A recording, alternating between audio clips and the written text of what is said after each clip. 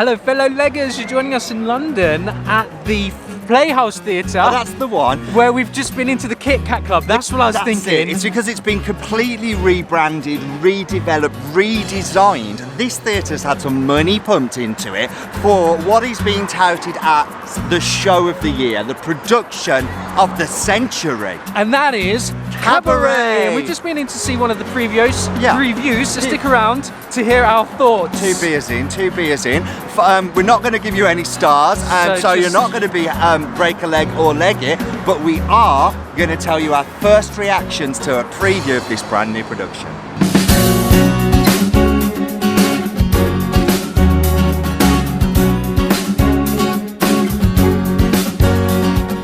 So I guess not the usual format, no, but there are still people out there that are going to know, want to know about this show. So this what is do us like leggers need to know? Performance number 5, right? So I don't think it's fair that we do a full review. We are coming back though. But if you don't already know anything about this production, where the hell have you been? Where have you been, Pete? Like, literally, this has been hyped. Hottest ticket in town. It's been hyped beyond hype itself, mainly because of its cast. Its cast? Who's in the cast? Particularly its leading man. The role of MC in Cabaret is being played by Olivier, BAFTA, Tony, Oscar winner Eddie Redmayne.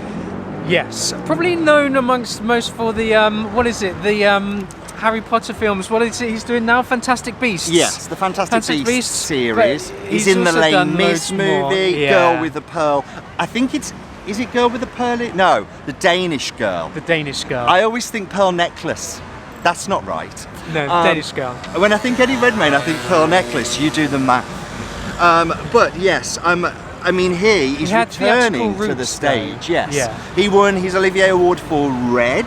Brilliant piece. Fantastic play about Mark Rothko, also starring Alfred Molina, one of your favourites, who's about to be seen back in the Spider-Man universe. He is in the Spider-Man No Way Home.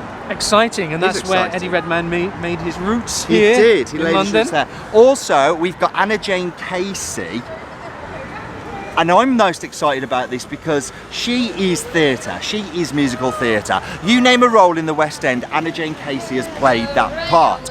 I've never managed to see her in a show before, but I sort of by proxy feel like I've seen everything she's ever done. She's playing Fraulein Kost in this production, and I am thrilled she's back on stage because she was delivery driving for a while, and she's worth more than that. Worth more than that. Jessie Buckley. Yeah. Is playing Sally Bowles. Okay. Where do we know Jessie from? I have no idea. You're going to tell me. Well, I am. She played Juliet in the National Theatre Romeo and Juliet that was broadcast during lockdown. Saw that okay, yeah. She was also one of the Nancys. Okay. In I'd Do Anything. And she herself is an Independent Film Award winner and BAFTA nominee. Wow. She's really got acting smacks, even though she tried to make her way in musical theatre through the Nancy show. Actually, her chops are on screen. Okay. They really are. Amari Douglas is playing the role of Clifford Bradshaw. Oh my goodness, we just saw recently in Constellations and also Wise Children. Yes, and it's hi-ho, Wolverhampton, because that's where he's from. Very talented. Very talented. I mean, we all individual. are from Wolverhampton. What can I say? It's me, Beverly Knight, and Amari Douglas, in that order. If you disagree, I don't want to know. Right, Elliot Levy is playing Herr Schultz. We saw him last in Three Sisters at the Almeida. We saw him in The Transfer of Mary Stewart, and he was in Quiz about the James Graham Who Wants to Be a Millionaire scandal. He was in the TV version. Yes, he's done all sorts. We've admired him a lot as an actor. Yeah, we absolutely have. Also, I mean, what do you need to know about Cabaret? We've seen it before. Catch our review of a previous production, the Rufus Norris production, about the history. Yeah. Basically, it's one of the most successful musicals of all time. It has a book by Joe Materoth, and it's based on the stories by Christopher Isherwood. And some musical theatre classic numbers are in this piece, including Mine Hair, Maybe This Time, and of course, the iconic title number. Right, all that is out of the way. We'll be doing a proper review the info. in February. So, what do we think of this what's early your initial preview? Thoughts of this one? You go first. What's your early thoughts? So How many shows are we in? 5? 5 shows. 5 shows in. So it's early doors. A lot can change yet. Really early doors. Now, I would got to say, for about the first half of the first act, I was thinking this has the potential to be the best piece of theatre I've ever seen. Wow, that's good. In terms of production, set design, lighting, sound design, I thought, my God, this is costume, choreography. I thought, gosh, there's a lot of great 5-star elements here. Okay. I was sort of tired of them by the end of Act 1. Okay. What about you? What do I think? I think it's the same. It's a really immersive production. The shows here at the Playhouse have been really immersive. What was it we saw last up? The Jungle, where they completely transformed the theatrical space. And they've done the same from the moment you go in. I mean, we're going to keep the secret, but you're in for an experience. You're walking into the Kit Kat Club, and it's all done in the round. There's audience on both sides, so they're performing everywhere. It goes beautiful revolve. The band, I think the music is great. The book is great. You're working with great material before you even start. And this production pulls out some elements that I've not seen before. Yeah. I think what I'm reminded of when I see a Candor and Ebb piece is I don't think there is a better team of musical theatre writers. I think Candor and Ebb are my favourite. They write such dynamic music, and this is great because you've got the cabaret numbers, which are great cabaret, but rooted in this kind of early German music. There's bum ba ba bum ba, and then you've got these musical theatre numbers as well.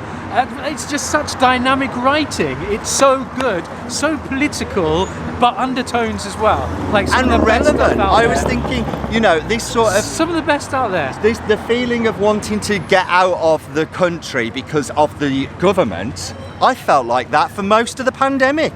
I don't know about you.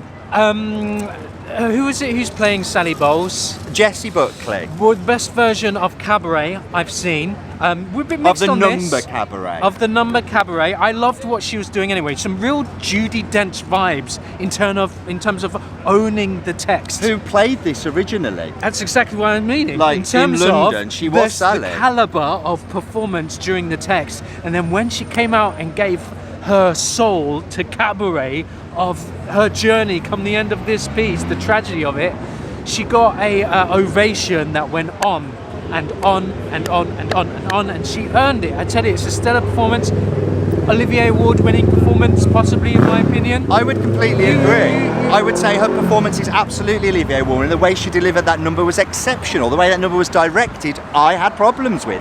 I don't feel like it is what that was directed to be. For me, that number is a sham. It's a cover, it's a front for what is going on. For me, there was something almost too desperate about it. But I would totally agree in the way that it was performed.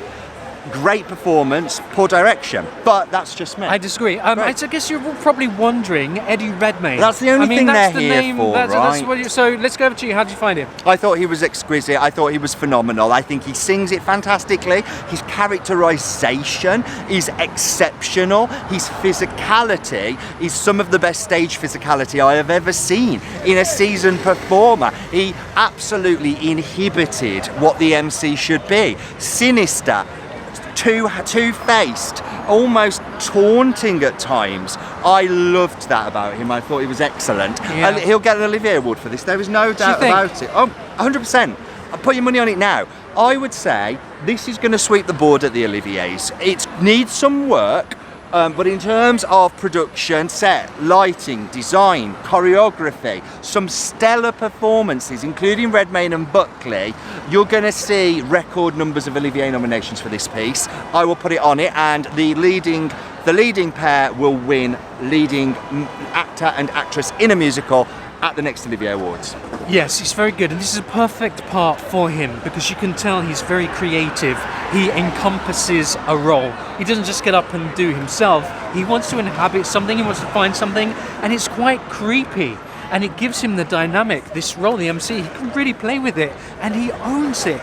It's not even that old. It's like, where do you get this craft? Where do you get this confidence and this ability to play? He's clearly to throw in born text? talented. And such Some of us a are just born better. distinctive vocal. At times I was like, I'm not quite sure how this is sitting, but at other times it was really beautiful, but so unique. It's the voice of a star, like a voice of someone who's so unique. And there's some songs, I'm sure he got an extra song that maybe one of the other characters sing. Anyway, I can't break it down too much. I don't know what's going to change. People don't want spoilers. We don't want spoilers. Things are going to change. Things do need to change. Is it a perfect production? No. Is it a really strong production? Yes. Is it And things worth are gonna paying change yet. £180 to sit in the stalls? Yes. I would say for this piece, you come for the experience, for the immersiveness. it's an experience. You are not going to get that in the gods. I think if you're only going to see one piece of theatre in the next year, make it this one and splurge. You're going to have a very different time with it on a table in the stalls than you are in the gods. The question will be, will this production run without its names? Ooh, to discuss another point. Well, is the yes, production when they cast Andrew more Scott than as its the MC, parts? it will. Now, Andrew Scott would be great, wouldn't he? Like, if they'll need to put another name in it, is what I would say. You get rid of Redmayne, but you bring in someone in the same way they did with Hedwig. For a long time, I've said Eddie Redmayne is a perfect Hedwig. I want to see him play that part. He would I've said it for years. Yeah. And he's just demonstrated again to me that I was right. I hate being right. But anyway, that's all we're thinking at this stage. We Yes. won't give you too much because we're going to come back and see it once it's opened. It's still in previews. And next These time are we just our come- thoughts of what we've seen. Well, I think we thought we were seeing like a different show today, maybe Waitress, because we came as Ketchup and Mustard. Oh, we totally did, didn't we? Didn't we? And we even got little badges. Yeah. See this little Kit It Kat says club. like I love the founding theming. member. Founding member. We both I've just lost it. All right. That's Anyway, possible. we're the Breakleggers. Leave your thoughts down below. Yeah. Like, subscribe, etc. And we'll be back in February for a full review. Catch you again later. Bye.